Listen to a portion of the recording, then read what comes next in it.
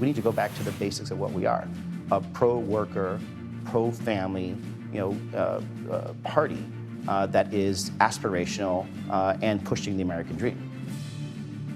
That was Senator-elect Ruben Gallego with some advice for fellow Democrats about winning back Latino voters.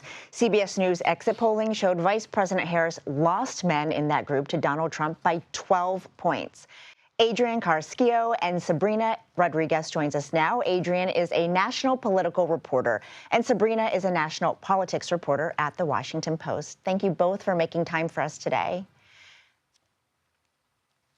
Sabrina, I want to start with you because you wrote about what we just heard from Gallego and his advice for the Democratic Party. You wrote about it for The Washington Post. What else did he say that the party has to do? I mean, I think the number one thing that we heard from Gallego, he's been, talking about it while he was campaigning, and now I think he really has a case to make, having been successful and now being the senator-elect. Gallego really focused on talking about the economy with Latinos. He, looking at Latino men in particular, he was saying, the reality is that for a lot of Latino men, they've kind of grown up with this idea that they need to provide and protect for their family. And that's why the issues of the economy and immigration were so important for Latino men specifically. And part of what he was saying was, it's not that it's out of step with what Democratic policies were, what Democrats were proposing, what Harris was proposing, but it just needs to be talked about more. It really needs to be honed in on, this is how Democrats are going to make your life better. This is Democrats really hearing you and really wanting to be there for you. And that's something he thinks Democrats have, lost a little bit of momentum on. And Adrian, on the other side of that, what did President-elect Trump's campaign do right to win over so many Latino men? I've been thinking about this. When you think about his Univision town hall, he did his sort of, his usual meat and potatoes. I'm going to bring jobs. Latinos care about jobs. But he said, Hispanics have attracted to me and I've attracted to them.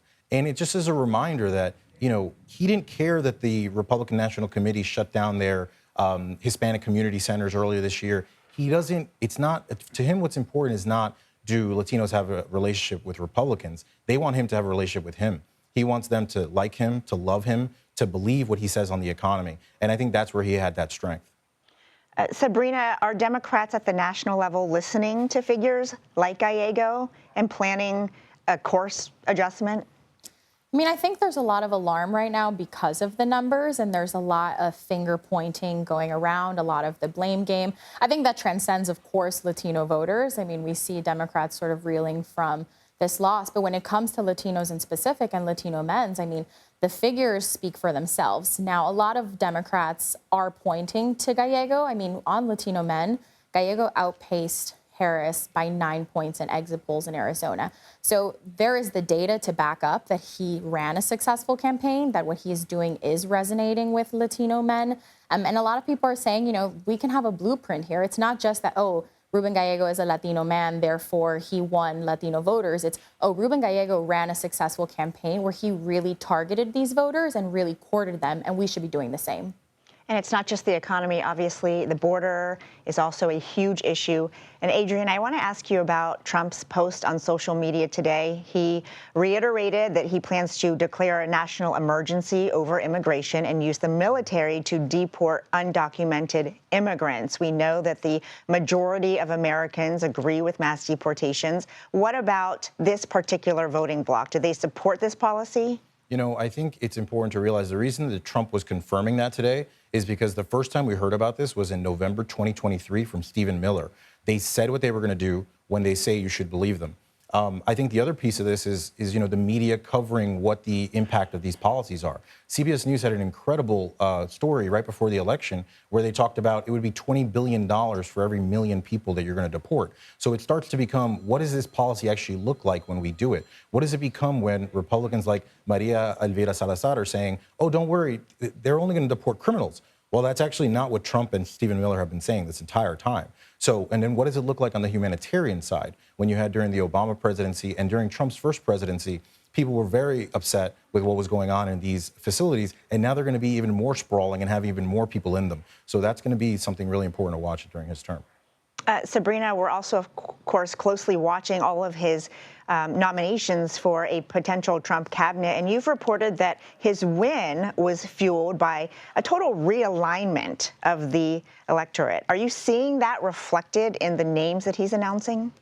I mean, right now it seems that Donald Trump's picks are really to appease his base of voters. I think, you know, the picks, for as much attention has been put on them and sort of the scandalous nature of some of his picks so far, it really is targeting his base voter. I think for some of those, you know, Latino voters and others that were not traditionally part of the Republican electorate, I think as the months pass and the early days of the administration come in, it's going to be interesting to see sort of how they feel about the execution of the policies. Like Adrian was saying, you know, I think some of it is wrapped up in misconceptions and a belief that Trump is not necessarily going to do everything that he promised he would do, everything that he campaigned on. So right now, these picks really reflect the things that he was promising in his rallies, that he was, talking about for months. But it's going to be an open question how those folks that he has brought into the tent, the Republican tent, how they are going to feel once they see the policies that these people are putting in place.